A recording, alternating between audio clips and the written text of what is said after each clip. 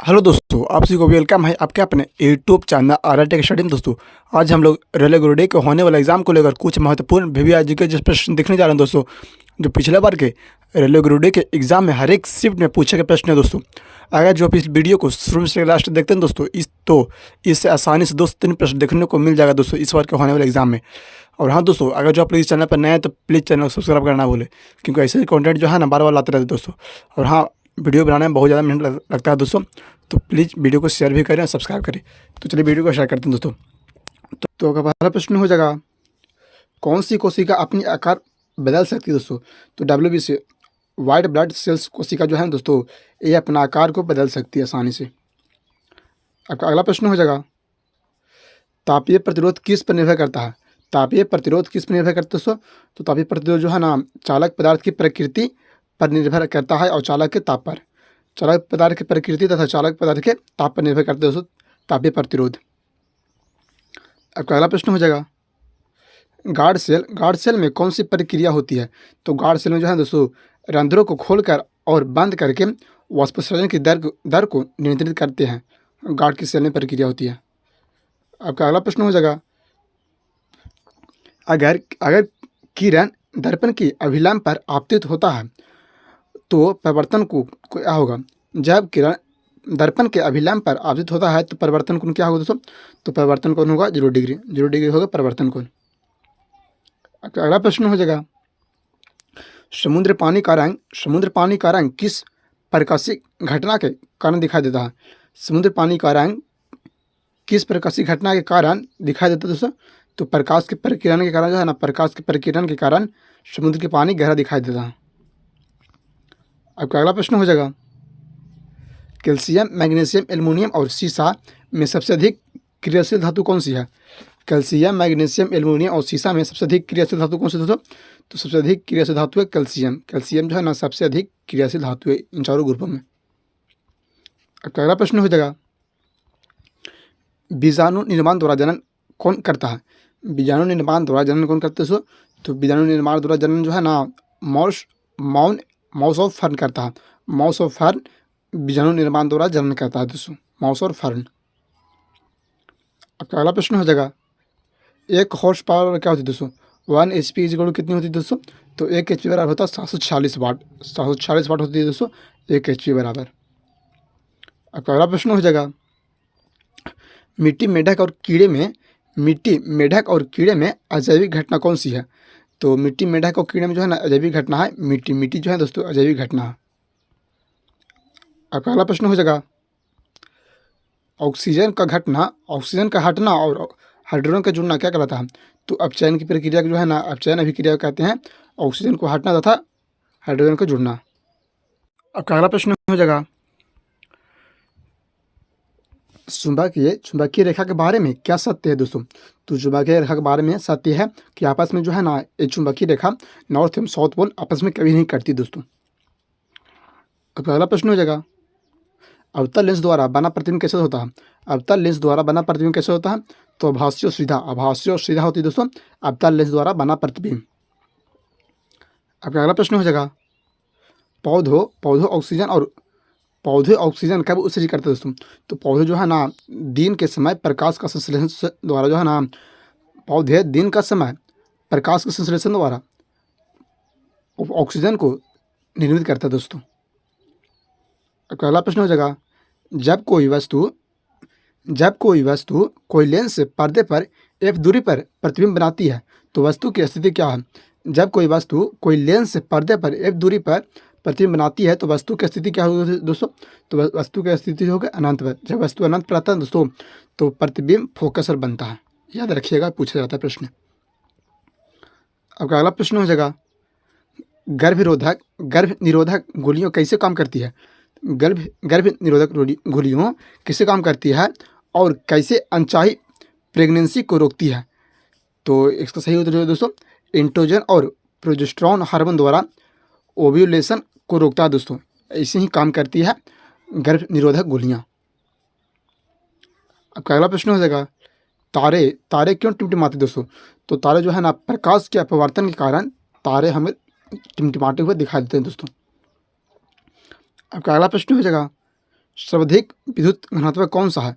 तो सर्वाधिक विद्युत घनात्मक दोस्तों सीजियम। सीजियम जो है ना, सीजियम सर्वाधिक विद्युत घनात्मक होती है दोस्तों। अब पहला प्रश्न हो जाएगा, मेंडलीव की आवर्त सारणी किस पर आधारित है दोस्तों? तो मेंडलीव की आवर्त सारणी जो है ना, मेंडलीव की आवर्त सारणी परमाणु द्रव्यमान के बढ़ते क्रम पर आधारित है। परमाणु द्रव्यमान के बढ़ते हुए क्रम के पर आधारित है दोस्तों मेंडलीव की आवर्त सारणी। अब अगला प्रश्न हो जाएगा, अवशिष्ट प्रबंध में R5 क्या है? अवशिष्ट प्रबंध में R5 क्या दोस्तों? तो R5 है रिफ्यूज, रिड्यूस, रीयूज, रिप्यूज एवं रिसाइकल। इसका प्रमुख कार्य दोस्तों R5 का। आपका अगला प्रश्न हो जाएगा, एक द्विबीजपत्री पत्ते की ऊपरी और निचली बाह्य त्वचा के बीच पाए जाने वाला उत्तक क्या कहलाता है? एक द्विपत्री के ऊपरी निचली बाह्य त्वचा के बीच पाए जाने उत्तक क्या कहते हैं दोस्तों? तो उसे कहते हैं मेसोफिल। मेसोफिल कहते हैं दोस्तों द्विबीजपत्री के बीच में पाए जाने वाला पत्तियां को। आपका अगला प्रश्न हो जाएगा, धारा घनत्व का ऐसा इकाई क्या है दोस्तों? तो धारा घनत्व की ऐसा इकाई है एम्पियर पर मीटर स्क्वायर थी दोस्तों, धारा घनत्व की ऐसा इकाई। आपका अगला प्रश्न हो जाएगा, अभिकारकों के संकेंद्रण के संदर्भ में अभिक्रिया के दर प्रकाशन क्या कहलाते हैं? तो अभिक्रिया के दर प्रकाशन कहते हैं दोस्तों दर संबंधी नियम कहते हैं, दर संबंधी नियम कहा जाता है। आपका अगला प्रश्न हो जाएगा, मवेशियों के किस नस्ल का उपयोग दो उद्देश्यों के लिए होता है? मवेशियाँ को किस दो नस्ल का उपयोग उद्देश्यों के लिए होता है दोस्तों? तो ओंगोल मुख्य उद्देश्य के कारण जो है ना मवेशियों की नस्ल का प्रयोग करते हैं उद्देश्य के लिए। आपका अगला प्रश्न हो जाएगा, किस वस्तु की गतिज ऊर्जा में परिवर्तन होती है? किस वस्तु की गतिज ऊर्जा में परिवर्तन वस्तु पर किए गए कुल बल के बराबर होता है?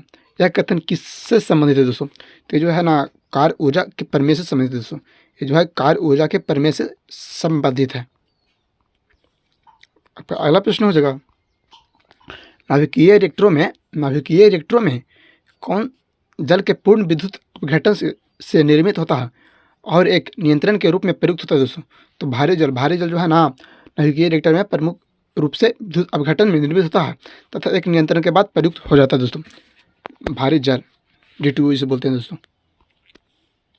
अगला प्रश्न हो जाएगा, कौन रंग की अशुद्धियों को अवशोषित कर घोल को रंगहीन कर देता है? कौन जो है ना अशुद्धियों को अवशोषित कर घोल को रंगहीन कर देता है दोस्तों? तो एनिमल चारकोल एक ऐसा पदार्थ है दोस्तों जिसे आप लोग पानी में डालिएगा ना तो यह अशुद्धियों को अवशोषण कर लेता है तथा घोल को रंगहीन कर देता है दोस्तों। अगला प्रश्न हो जाएगा, पृथ्वी के सबसे बाहरी परत को क्या कहते हैं? तो पृथ्वी के सबसे बाहरी परत को कहते हैं दोस्तों भूपरपट्टी। भूपरपट्टी कहते हैं पृथ्वी की सबसे बाहरी परत को भूपरपट्टी कहा जाता है दोस्तों। अगला प्रश्न हो जाएगा, पौधों में अंडाशय के भीतर अंडाणुओं की व्यवस्था को क्या कहते हैं? पौधों में अंडाशय के भीतर अंडाणुओं की व्यवस्था को क्या कहते हैं दोस्तों? तो उसे कहते हैं अप्रन्यास कहते हैं दोस्तों पौधों में अंडाशय के बीच अंडाणुओं को। आपका अगला प्रश्न हो जाएगा, इंडियम तत्व की परमाणु संख्या कितनी होती है? तो इंडियम तत्व की परमाणु संख्या होती है दोस्तों 49 जो है ना 49 इंडियम एलिमेंट का परमाणु संख्या। आपका अगला प्रश्न हो जाएगा, त्वरण ज्ञात करने का सूत्र क्या दोस्तों? तो त्वरण को ज्ञात करने का सूत्र है वेग पर सेकेंड, वेग पर टाइम, वेग बटा सेकेंड बराबर होती है दोस्तों त्वरण एक्सेलरेशन बोलते हैं। आपका अगला प्रश्न हो जाएगा, एसिटिक एसिड का IUPAC नाम क्या है दोस्तों? तो एसिटिक एसिड का IPAC नाम है दोस्तों एथेनोइक अम्ल। एथेनोइक एसिड नाम है एसिटिक अम्ल का IPAC नाम।